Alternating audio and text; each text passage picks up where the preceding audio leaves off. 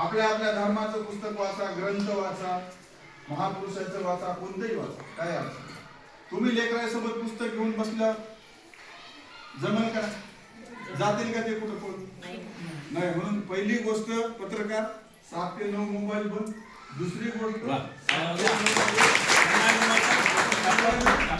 पुस्तक घेऊन बसायचं. काही वाचा, छोट्या गोष्टीचं वाचा, देवा धर्माचं वाचा, काही वाचा. नसले तर आम्हाला सांगा साहेब. मोबाईल आणि टीव्ही सुद्धा पहिला ठराव आपला मोबाईल बंद, दुसरा ठराव टीव्ही बंद, तिसरा ठराव पुस्तक वाचायचं. सगळ्यांनी पुस्तक वाचायचं. सगळ्यांनी पुस्तक वाचायचं. सकाळी 2 तास मुलांना अभ्यासाला बसवायचं, संध्याकाळी 2 तास मुलांना अभ्यासाला बसवायचं. याच्यामध्ये एखाद्या आजीला येत नसेल तर वाच म्हणायचं, मोठ्यानं वाच लिहायचं.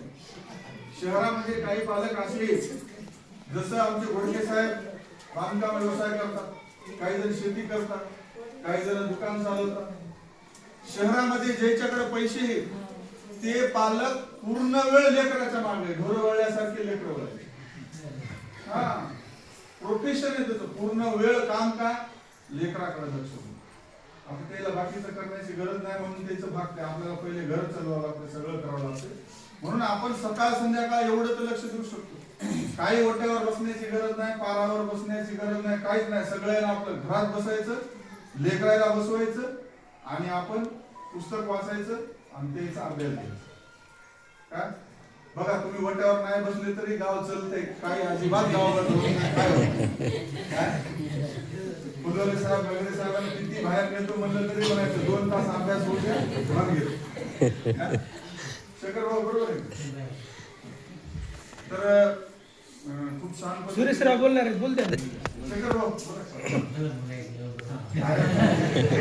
चांगलं बोलतात.